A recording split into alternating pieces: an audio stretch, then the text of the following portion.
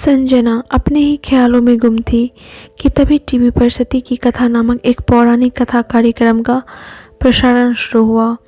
कथा में राजा दक्ष, जो कि सती के पिता थे और वे सती के पति मतलब शंकर जी को उनकी वेशभूषा और रहन सहन की वजह से बिल्कुल पसंद नहीं करते थे, वो अपने महल में एक बड़ा आयोजन करते हैं पर सती को नहीं बुलाते। आयोजन पर सती शंकर भगवान के बहुत मना करने पर भी बिना बुलाए पहुंच जाती है।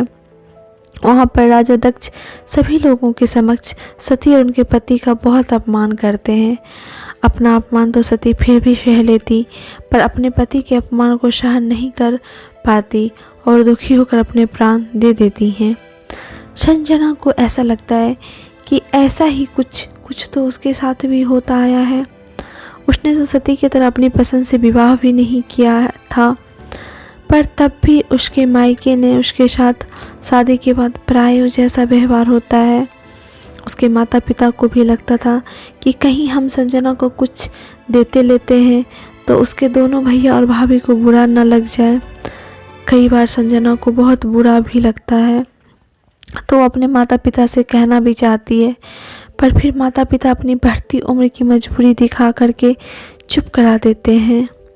इसी तरह ज़िंदगी चल रही थी। संजना ने भी ये सोचकर कि बस उसका मायका बना रहे, घर पर सब ठीक रहे, खुद को इन सब से दूर कर लिया था। जब कुछ आयोजन होता तो उसे बुलाया तो जाता, पर उचित सम्मान और अपनापन न दिया जाता, तो इसलिए वो भी मायके में बस थोड़ी देर के लिए दुनियादारी निभाने हो आती। मन में कसक तो थी, पर पति बहुत अच्छे थे। खुद भी उनकी ज़िंदगी काफ़ी व्यस्त रहती थी, इसलिए कहीं ना कहीं सामंजस्य बैठा रही थी।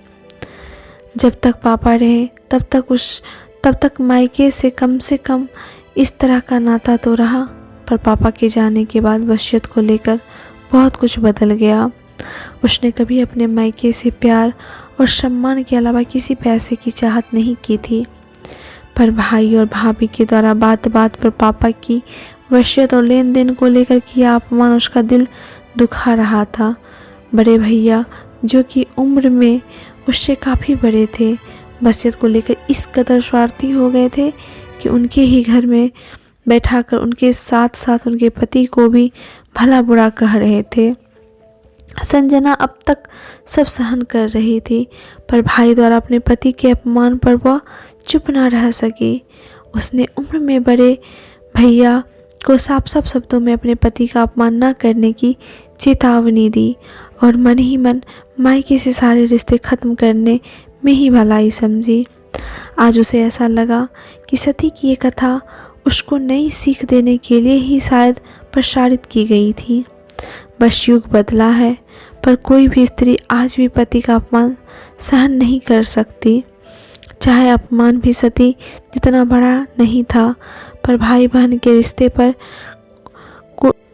कुठाराघात करने के लिए काफ़ी था। आज उसे अपने भाई के साथ रिश्ते खत्म करने का कोई दुख नहीं था। दोस्तों, कई बार अपमान का बोझ इतना बड़ा होता है कि वे सारे रिश्तों को भी ख़त्म कर देता है। अगर रिश्तों में अपनापन बनाए रखना है तो एक दूसरे को पूरा सम्मान देना चाहिए। हमारी इस कहानी को सुनने के लिए आपको बहुत बहुत धन्यवाद। हमारे चैनल को लाइक करें और इसी तरह की कहानी को सुनने के लिए चैनल को सब्सक्राइब भी करें। फिर मिलते हैं हम अपनी अगली कहानी में। तब तक के लिए अपना ख्याल रखें। धन्यवाद।